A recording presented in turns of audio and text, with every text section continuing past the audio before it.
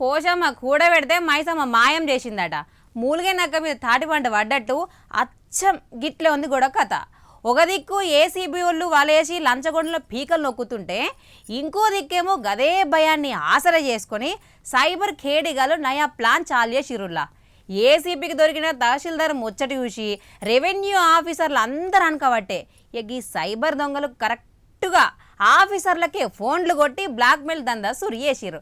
మరి ఈ ఖతర్నాక్ ముచ్చట ఆలస్యం చేయకుండా చూడాలి కదా.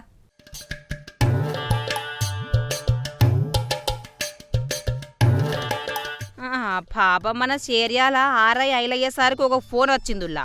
గంతే గుండెలలా బండరా ఎత్తేసినంత పనైంది. చెమటలు పట్టి టెన్షన్ తోటి ఏసీబీ కేసు ఎక్కడైతుందో అని ఆ కేడీ అడిగిన ₹1,00,000 టకా టకా అకౌంట్లో కొట్టిండు. తీరా పైసలు పడ్డాక చూస్తే ఆ నెంబర్ స్విచ్ ఆఫ్ వచ్చింది. అరే ₹1,00,000 తిని ఏసీబీ దొరకడు ఒక దెబ్బ అయితే గదే ఏసీబీ భయంతో సైబర్ దొంగలకు ₹1,00,000 సమర్పించుకుని ఇంకో దెబ్బ అనుకోర్రి. ఈ నెల 6వ తారీఖున చేర్యాల తహసీల్దార్ సారు లంచం తీసుకుంటే రెడ్ హ్యాండెడ్గా ఏసీబీకి చిక్కిండు. ఈ దెబ్బతోటి చేర్యాల ఆఫీస్లో ఉండే మిగతా రెవెన్యూ ఆఫీసర్లు అందరికీ ఒళ్ళంతా అణుకు పుట్టింది అనుకోర్రి. ఎప్పుడు ఎవలొచ్చి మన చేతులకు బేడిలేస్తారో అని భయంతో చచ్చిపోయారు అనుకోర్రి.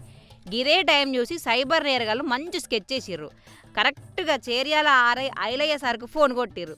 ఫోన్ చేసి నువ్వు చేసిన లంచం దందాలన్నీ మా దగ్గర ఉన్నాయి, నీ మీద ఏసీబీ కేసు కాకుండా ఉండాలంటే గిప్పుడే అర్జెంటుగా ₹1,00,000 పంపి అని ఫోన్ వచ్చిందట. ఇక ఐలయ్య ఆగమవుకుంటా నిజమే అని ఫోన్ చేసి సెటిల్ చేసుకుండు.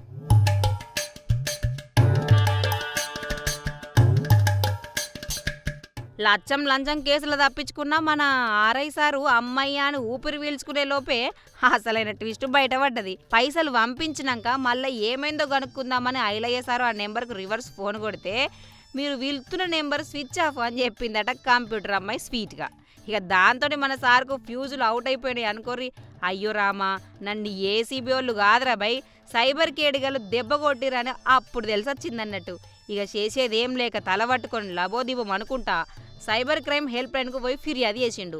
ఒక దిక్కు ఆఫీస్లో ఇమేజ్ ఖరాబ్ అయ్యి ఇంకో దిక్కు జేబులకెంచి ₹1,00,000 మాయమై మొత్తానికి లంచం తీసుకునేటోళ్లకు సైబర్ దొంగలు లంచం అడిగి బురుడి కొట్టించిన ముచ్చడి చూసి దొంగోడు దోసుకుంటే దేవుడు చూసి నవ్విండట అని జనాలు తెగ నవ్వుకోవట్టే.